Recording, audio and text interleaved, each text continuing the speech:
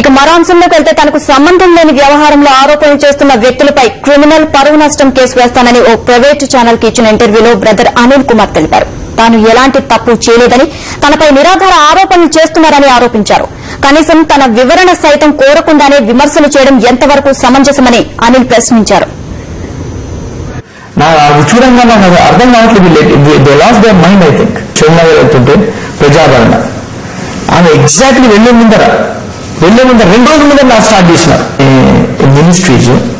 నాకు తెలుసు ఆ వ్యక్తి, because every Christian is well versed with me, every organisation I know. పిలిచి నేను వాళ్ళని పేపర్ చూసినప్పుడు these people they applied for land, government తో అప్లై చేసుకున్నారు. మాకు 10 ఎకరాల ల్యాండ్ కావాలని అప్లై చేశారంట వాళ్ళు. ఫస్ట్ చేస్తే అంత లేదు, మాకు ఇంతనే ఇవ్వగలమని 4 acres ఏవో గవర్నమెంట్ అలాట్ చేసింది. కబ్జా కాదు మాది. ఫర్ ఎగ్జాంపుల్ చారిటీ మెంబర్స్ ఉంటారు, మా పేరు చూపించుకుంటాం చారిటీ మెంబర్స్. ఇప్పుడు we are taking criminal action against them. I'm going to judiciary. ఎందుకంటే అట్లాంటి వాళ్ళకి లాను వాడాలా. ఎంత నేనేం చెప్పకపోతే నా why would I go to the law? Because I know what I have.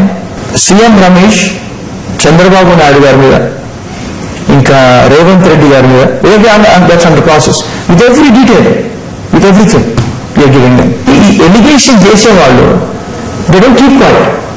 Politics fair లేదు ఇక్కడ. There is no fair war. They always వాళ్ళు అనుకుంటారు వీళ్ళ మీద రాళ్ళు వేస్తే మాకు ఓట్లు పడతాయని. రాళ్ళు వేసి ఓట్లు తెచ్చుకోవాలని.